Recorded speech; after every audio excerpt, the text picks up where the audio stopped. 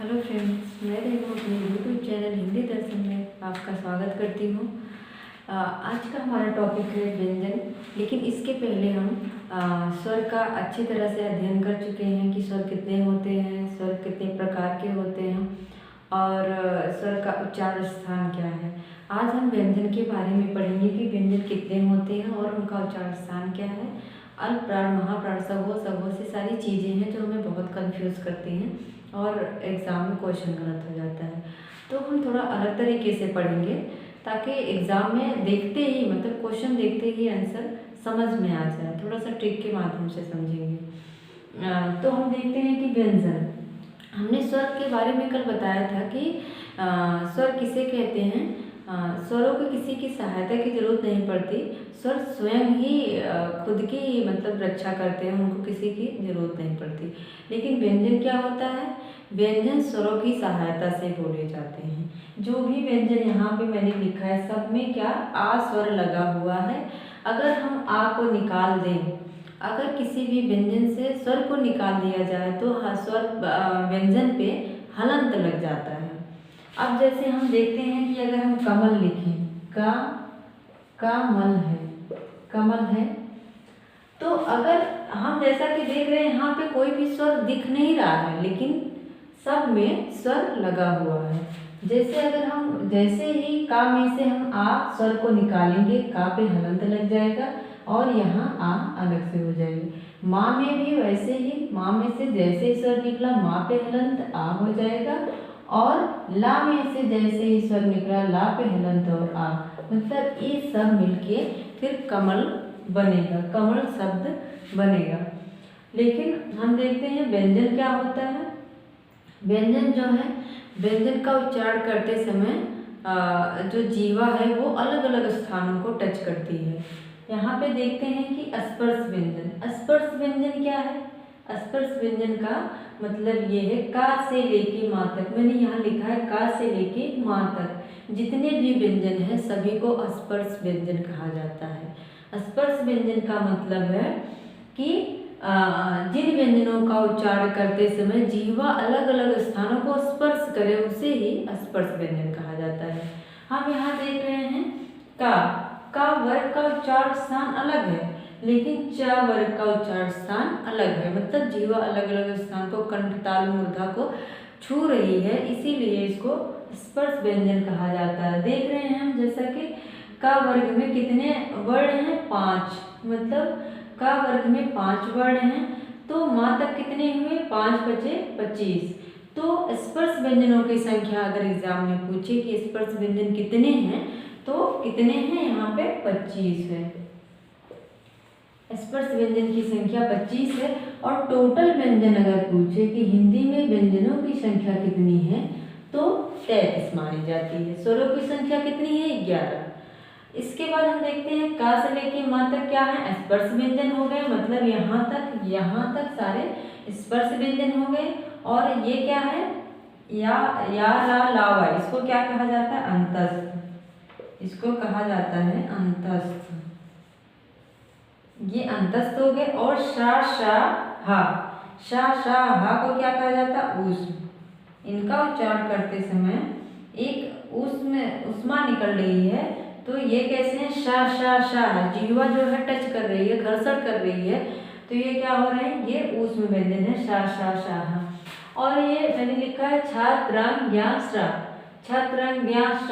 छा को अभी अलग से जोड़ दिया गया। पहले वो वर्णमाला में नहीं हुआ करता था लेकिन नए मानकीकरण में शा को जोड़ दिया गया है। तो इन्हें क्या कहा जाता है? ये है संयुक्त व्यंजन। संयुक्त व्यंजन,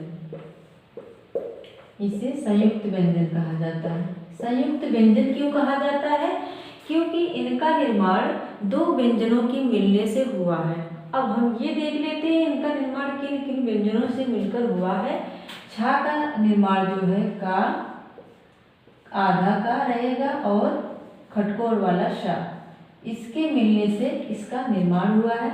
जब भी एग्जाम में पूछा जाए तो हमें इस बात का ख्याल रखना है। अगर पूछे कि छा का निर्माण किस किस व्यंजन से हुआ है तो पहला शब्द इसमें से जितने भी हैं पहले वर्ण पे हलंत लगा रहेगा। और इस पे भी अगर हम हलंत लगा ले तो यहाँ पे आ अगर है तो वो भी सही है, लेकिन अगर यहाँ हलंत लगा है तो इस पे हलंत नहीं लगा रहेगा। इसके बाद अगर आ हम लिखते हैं मतलब सा में से आ अगर निकालते हैं तो हलंत लगेगा, बाकी का पे हलंत रहेगा, शा पे नहीं रहेगा। और यहाँ देखते हैं जैसे त्रा का उच्चारण हम कर रहे हैं, त्रा, तो त्रा का उच्चारण करने से कैसी ध्वनि मतलब ता और रा की ध्वनि निकल रही है ना, ता त्रा द ता और रा। तो यहाँ पे त्रा का कैसे त्रा का निर्माण कैसे हुआ है, आधा ता और रा, यहाँ पे त्रा ता और रा। इसके बाद क्या है ज्ञा, ज्ञा को हम देख रहे हैं कि ज्ञा किसकी तरह लग रहा है, जा की तरह लग रहा है ना। तो ज्ञा का निर्माण किससे हुआ, धज्जा और ज्ञा बोल रहे हैं, इया की तरह ध्वनि आ रही है, तो क्या हो जाएगा यहाँ पे आधा जा, सब पे पहले पे हलंत रहेगा और इया, यहाँ पे आधा जा और इया हो जाएगा। शा में हम देख रहे हैं कि शा सरा जो बोल रहे हैं तो सा की ध्वनि निकल रही है, तो यहाँ पे कौन सा सा आएगा, इस सरा को हम देख रहे हैं थोड़ा सा बड़े सा की तरह लग रहा है, तो यहाँ पे इन दोनों पे हमें नहीं जाना है, हमें इस पे जाना है।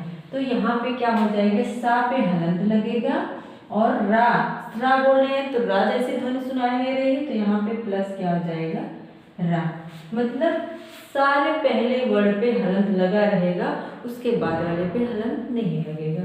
तो हमारा क्या हो गया, संयुक्त व्यंजन हो गया, इधर स्पर्श व्यंजन हो गया। अंतस्थ व्यंजनों की संख्या कितनी है, 4 है, ऊष्म व्यंजन कितने हैं, 4 है। इसके बाद हम देख लेते हैं, इसके बाद देखते हैं कि अल्पप्राण और महाप्राण क्या है। नहीं, पहले इसको हम उच्चारण स्थान देख लेते हैं, इसका उच्चारण स्थान क्या है। उच्चारण स्थान मतलब का वर्ग का उच्चारण कहाँ से किया जाता है, मुख के किस भाग से किया जाता है, चा वर्ग का उच्चारण किस भाग से किया जाता है। का से हम देख रहे हैं का है, और का से ही कंठ, मतलब कंठ में भी का है, और जितने सारे का वर्ग के हैं, का खा गा घा इया, अगर पूछता है तो ये क्या है, ये सारे कंठ हैं, मतलब ये सारी कंठ ध्वनियाँ हैं। और इसके बाद क्या है, चा छा जा झा इया, हम चा का जब उच्चारण कर रहे हैं तो जिह्वा जो है किसको छू रही है, तालु को छू रही, चा छा जा झा, तालु होता है ऊपर वाला, जहाँ जीभ जाके टच हो रही चा कहने से, उसी को क्या कहते हैं, तालु कहते हैं।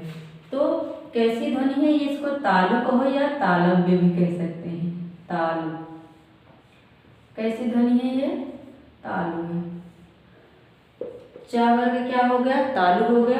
इसके बाद देख रहे हैं टा वर्ग, टा बोल रहे हैं तो जीवा किसको छू रही, मूर्धा को छू रही है, टा ठा डा ढा, बहुत तेज से जाके छू रही, टा ठा डा ढा, दांत के पास जाके छू रही, तो वो क्या है, हमारा मूर्धा है। तो टा वर्ग क्या है, ये मूर्धा हो जाएगा, इसका क्या उच्चारण स्थान, मूर्धा हो जाएगा। और ता तो बहुत ही इजी है, ता बोल रहे हैं जीभ किसको छू रही है, दांत को छू रही है, तो ये क्या हो जाएगा, दंत हो जाएगा, दंत, जीवा दांत को छू रही है, दंत हो जाएगा। और पा कोई ऐसा नहीं है, कोई ऐसा शब्द पा वर्ग का नहीं है जिसका बिना दोनों ओठ को मिलाए ही हम उच्चरित कर ले, उच्चारण नहीं हो सकता है। तो पा फा बा भा मा बोल रहे हैं तो जीवा जो है दोनों जो लिप ओठ हैं वो एक दूसरे को टच कर रहे हैं, तो यहाँ पे क्या हो जाएगा, ये वोष्ठ हो जाएगा, ओष्ठ, यहाँ पे ये वोष्ठ हो जाएगा। और हमारा बचता है अंतस्थ और शाखा शाह। अंतस्थ और शाखा शाह को कहाँ हम सेट करें, हम देखते हैं कि हम पहला जो पहले नंबर पे है, पहला वर्ग का वर्ग है, उसको छोड़ देते हैं और हम या को यहाँ पे ऐसे सेट, यहाँ पे नहीं, यहाँ पे सेट कर देते हैं चा वर्ग वाले में या। और इसके बाद क्या बचा है, रा को फिर यहाँ सेट कर देते हैं। इसके बाद क्या बच रहा है, ला को हम ता वर्ग में सेट कर देते हैं। अब हम देखते हैं, अगर एग्जाम में पूछे या का उच्चारण स्थान क्या है, तो हमें याद आना चाहिए कि या को हमने चा वर्ग में सेट किया था, तो या का उच्चारण स्थान तालु है। और मूर्धा में देख रहे हैं यहाँ पर रेफ वाला रा है। अगर एग्जाम में पूछ ले कि रा का उच्चारण स्थान क्या है, हमें याद नहीं है, तो हमें ये देख लेना, मूर्धा में हम देख रहे हैं रा लगा है और किसी में भी रा नहीं लगा है, तो रा का उच्चारण स्थान क्या हो जाएगा, मूर्धा हो जाएगा। और इसके बाद अगर ला का उच्चारण स्थान पूछ ले तो ये क्या हो जाएगा, तथा तथा न। जो हमें लगेगा कि ये थोड़ा सा डिफिकल्ट है, नहीं समझ में आ रहा, उसको हम ट्रिक बना के याद कर लेंगे। दंत हो जाएगा, ला बोल रहे हैं, ला ला तो जीवा जाके दांत को छू रही है, तो वो क्या हो जाएगा, दंत हो जाएगा। पापा मा, ये तो हमारा है ही, ये क्या है, ओष्ठ है। और वा, यहाँ पे वा बचता है, वा का उच्चारण स्थान जब हम उच्चारित करते हैं वा को, वा, तो वहाँ पे ओठ भी सक्रिय है, मतलब बिना ओठ आगे किए हम वा का उच्चारण नहीं कर सकते, वा। और यहाँ पर दांत भी सक्रिय है, वा वा, तो इसीलिए इसको क्या कहा जाता है, दंतोष्ठ। इसको क्या कहा जाएगा, दंतोष्ठ कहा जाता है। इसका उच्चारण स्थान क्या है, दंतोष्ठ। ये हमेशा पूछा जाता है, ये बहुत ही इम्पोर्टेंट है, ये हमेशा पूछा जाता है कि वा का उच्चारण स्थान क्या है, तो दंतोष्ठ है।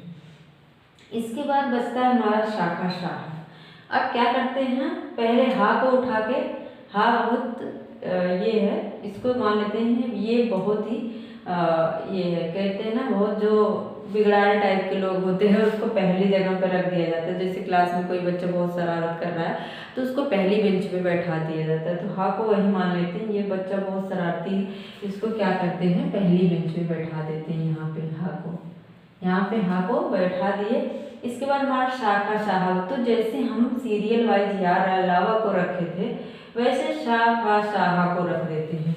यहाँ पे क्या कर देते हैं, बड़ा सा को रख देते हैं। इसके बाद खटकोर वाला सा बचता है, यहाँ खटकोर वाला कर दिए, और फिर हमारा ये छोटा वाला सा बचता है, इसको लाके यहाँ कर दिए। हम देखते हैं, इसको थोड़ा भी ट्रिक कर लेते हैं। जब किसी का यश होता है, बढ़ता है, तो क्या बचती है, ताली। ताली मतलब तालु कर लेते हैं। जब किसी का यश या सा, यश बढ़ा तो क्या होती है, तालियां बजती है, तो या और सा का उच्चारण स्थान क्या है, तालु है। और यहाँ पे हम देख लेते हैं, ये मूर्धा शा, शा बोले तो जीवा जाके मूर्धा को टच कर रही है, ये शा जो है क्या है, मूर्धा है। और यहाँ पे देख रहे हैं दंत, लाशा। अगर हम लाशा को मुंह में, लाशा होता है ना जो चिपकता है, पहले पेड़ वगैरह में होता था, तो जब हम लाशा को मुंह में ले लेते हैं तो क्या होता है, हमारे दोनों दांत चिपक जाते हैं।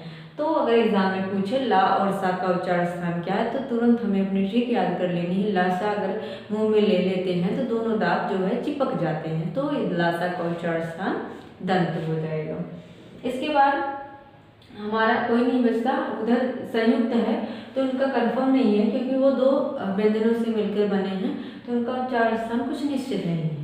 और हा को हम अलग से देखते हैं, अक्सर पूछा जाता है कि काकल्य ध्वनि कौन सी है, काकल्य, काकल्य, काकल्य, काकल्य ध्वनि इसलिए कि जब हम हा का उच्चारण कर रहे हैं, जैसे हा, तो हम देख रहे हैं यहाँ फील हो रहा है कि यहाँ से आवाज़ निकल रही है, यहाँ से। यहाँ पे कुछ होता है, पहले बच्चों की घाटी वोटी कुछ बढ़ जाती थी, घाटी जो होती थी तो उसी को काकल्य कहा जाता है। तो हा का उच्चारण स्थान जब हम हा बोल रहे हैं तो यहाँ से आवाज़ निकल रही है, इसीलिए इसको काकल्य ध्वनि कहा जाता है। इसके बाद हमारा हो गया कंठ, ताल, मूर्धा, दंतोष्ठ, और दंतोष्ठ हो गया, काकल्य हो गया। इसके बाद हम देखते हैं कि ये लुंठित व्यंजन कौन सा है, लुंठित, लुंठित। ला को भी हम अलग से ये करते हैं, ला का अलग से उच्चारण स्थान है, और ला का और रा का, ला और रा, इसका भी अलग से पूछ लिया जाता है कि रा और मतलब लुंठित व्यंजन कौन सा है और पार्श्विक व्यंजन कौन सा है। लुंठित, ध्यान रखें ये कि हम सोचते हैं लुंठित, लुंठित में ला है तो इसका जो ये है जो व्यंजन है वो ला ही होगा, लेकिन इसके विपरीत है। हम यहाँ पहले लिख लेते हैं लुंठित, लुंठित लिख लेते हैं, और यहाँ कर लेते हैं पार्श्विक, पार्श्विक कर लेते हैं। पार्श्विक। अब इसको हम क्या करते हैं, क्रॉस कर लेते हैं ऐसे। अगर हमें एग्जाम में नहीं याद रहे तो हमें ला लिख के, ला के लुंठित वाला ही कर लो, और रा लिख के पार्श्विक, यहाँ भी दे रहे हैं रा है पार्श्विक में, यहाँ भी, तो हमको क्रॉस कर लेना है, मतलब बिल्कुल वो नहीं होगा, उसके अपोजिट होगा। ला का क्या है, ला पार्श्विक ध्वनि है, और रा जो है वो लुंठित ध्वनि है। और इसी को जो रा है इसी को कहते हैं प्रकंपित ध्वनि, मतलब रा जब बोल रहे हैं तो प्रकंप हो रहा है, कंप उत्पन्न हो रहा है, रा रा, तो इसीलिए इसको प्रकंपित ध्वनि भी कहा जाता है। अब हम देख लेते हैं कि ये महाप्राण और अल्पप्राण क्या है। महाप्राण और अल्पप्राण। महाप्राण का मतलब क्या होता है, जिस व्यंजन का उच्चारण करने में हमें हमारे मुख से ज्यादा वायु, महा मतलब ज्यादा वायु निकले, वही क्या है, महाप्राण है। और जिस व्यंजन का उच्चारण करने में हमारे मुख से कम वायु निकले, वही क्या है, अल्पप्राण है। तो हम महाप्राण देखते हैं कि कौन कौन सा है। हम थोड़ा सा इसको ट्रिकी कर लेते हैं ताकि एग्जाम में कंफर्म रहे, कंफ्यूज ना हो और तुरंत सही टिक कर दे, सही आंसर टिक कर दे, क्योंकि एक एक नंबर हमारे लिए बहुत ही इम्पोर्टेंट होता है। हम एक पॉइंट से पीछे कितनी पीछे चले जाते हैं, क्योंकि जैसा यूपी बोर्ड में है कि मतलब वैकेंसी आती है तो क्लियर होती नहीं, तो इसलिए हमें बहुत ही ध्यान से पढ़ना है, चीज़ों को वहीं पे कंफर्म कर लेना है ताकि आगे दिक्कत ना हो। तो हम देखते हैं यहाँ पे महाप्राण 24 ऊष्म, 24 ऊष्म कर लेते हैं। ये क्या है, महा है, महा। 24 ऊष्म, अगर जैसे कंफ्यूज हो रहे हैं कि ऊष्म क्या है, ऊष्म मतलब शाखा सा, हा, शाखा साहा जो है ऊष्म है। और हम देख रहे हैं महा में भी हा है, महा में भी माँ है, ऊष्म में भी माँ है, तो जितने सारे ऊष्म हैं वो क्या हो जाएंगे, महाप्राण हो जाएंगे। अल्पप्राण में तो अल्पप्राण में माँ आ नहीं रहा है। और यहाँ क्या बच रहा है, पहला बच रहा है, तीसरा बच रहा है, पांचवा, मतलब 135। और क्या है, अंतस्थ, अंतस्थ, अंतस्थ क्या है, ये क्या हो जाएगा, ये अल्पप्राण हो जाएगा, ये हमारा अल्पप्राण हो जाएगा। हम देख रहे हैं आ से अंतस्थ और आ से ही अल्पप्राण। अल्पप्राण में क्या आते हैं, अंतस्थ में क्या मतलब, या, रा, ला, वा। अंतस्थ मतलब या, रा, ला, वा। तो अल्पप्राण कौन से हैं, अंतस्थ और 135 जो है, संख्या ज्यादा है, 135, लेकिन अल्पप्राण है। और यहाँ 24 में ही जो है महाप्राण हो जा रहा है। और हम क्या देख रहे हैं, ऊष्म, मतलब माँ, ऊष्म जितने भी सारे हैं, यहाँ माँ आ रहा है तो ये किसमें चला जाएगा, महाप्राण में चला जाएगा। और देखते हैं यहाँ कौन कौन से हैं, यहाँ दूसरा और चौथा, दूसरा और चौथा, ये क्या है, ये हमारा महाप्राण हो जाएगा, ये महाप्राण हो जाएगा। और पहला, तीसरा, पांचवा, मतलब वर्ग का पहला, तीसरा, पांचवा, ये क्या है, ये हमारा अल्पप्राण हो जाएगा। और दूसरा और चौथा ये महाप्राण। महाप्राण इसलिए क्योंकि जब हम उच्चारण कर रहे हैं का खा, खा कह रहे हैं तो ज्यादा वायु निकल रही, का खा गा घा, घा कह रहे हैं तो ज्यादा निकल रही है, लेकिन गा अंगा कहने से नहीं निकल रही है, तो इसीलिए इसको अल्पप्राण और उसको महाप्राण कहा जाता है। यहाँ पे हम देख लिए अंतस्थ चले गए, आ से अल्प, आ से अंतस्थ, अंतस्थ चले गए अल्पप्राण में। ऊष्म में माँ आ रहा है तो माँ से ही महाप्राण स्टार्ट हो रहा है, तो सारे ऊष्म चले जाएंगे महाप्राण में। इसके बाद हम देख लेते हैं सघोष, अघोष। हमें ये सारी चीजें बहुत कंफ्यूज करती हैं, सघोष कौन सा है, अघोष कौन सा है, और अल्पप्राण कौन सा, महाप्राण। तो अभी यहीं पे कंफर्म कर लेते हैं सघोष और अघोष। हम देखते हैं सघोष का मतलब क्या है। सघोष और घोष दोनों एक ही हैं, कंफ्यूज नहीं होना है। सघोष और क्या है, घोष। ये दोनों क्या हैं, एक ही हैं। और इसी का विलोम अगर पूछे तो क्या है, अघोष। यहाँ पे अ लगा देंगे, अघोष, अघोष हो जाएगा। अब हमें देखना है कि अघोष में कौन कौन से आते हैं, वर्ग का कौन सा वर्ड आता है। तो इसकी ट्रिक है 12 से 300, 12 से 300 का क्या मतलब कि पहला वर्ग का पहला 12 3 2 मतलब पहला और दूसरा, ये क्या हो गया हमारा 12 हो गया। और 300 का मतलब है कि तीनों सा का मतलब सा हा नहीं आएगा, ध्यान देना है। मतलब यहाँ 12 से 300 अगर हम याद कर ले तो मतलब तीनों सा ही आएंगे। तो ये किस में चला जा रहा है, अल्पप्राण में चला जा रहा है, अघोष में चला जा रहा है। और सघोष क्या है, बच रहा है, जो बच जाए, हमें ज़्यादा नहीं याद करना है, एक याद कर लो, दूसरा याद करने की जरूरत ही नहीं है। तो हम सघोष में क्या देख रहे हैं, बच रहा है हमारा तीसरा, चौथा और पांचवा। तो सघोष में कौन हो जाएगा, तीसरा, चौथा, पांचवा। और यहाँ पे अगर तीनों सा हो गए तो यहाँ क्या आ जाएगा, अंतस्थ आ जाएगा, अंतस्थ। और क्या आएगा, यहाँ पे तीनों साथ लेते तो हा आ जाएगा। हा किधर चला जाएगा, इधर आ जाएगा। 12 से 300 है तो तीनों सा ही आएंगे। यहाँ पे वो सघोष हो गया, वो अघोष हो गया। इसके बाद अगर उच्चारण स्थान भी पूछे, ये क्या है, इसको नासिक के व्यंजन कहते हैं। ये पंचमाक्षर नासिक के, क्योंकि इनका उच्चारण स्थान नासिका है, नाक से इनका उच्चारण, जैसे इया, अंगा, इया, ड़ा, ना, म। तो ये सारे अगर अलग से पूछे कि इया का उच्चारण स्थान क्या है, तो वहाँ पे नासिक के अगर ऑप्शन में है तो नासिक ही सही माना जाएगा। अगर नासिक के नहीं है और इया का उच्चारण स्थान पूछ लिया, एलटी में एक बार पूछा गया है इया का उच्चारण स्थान क्या है, तो वहाँ पे तालु होगा। ठीक है। इसके बाद हम देखते हैं, अल्पप्राण हो गया हमारा, महाप्राण हो गया, सघोष हो गया, अघोष हो गया, सघोष हो गया। और फिर देखते हैं कि वर्त से व्यंजन क्या है। वर्त से व्यंजन अक्सर पूछा जाता है, वर्त से व्यंजन क्या है, वर्त से।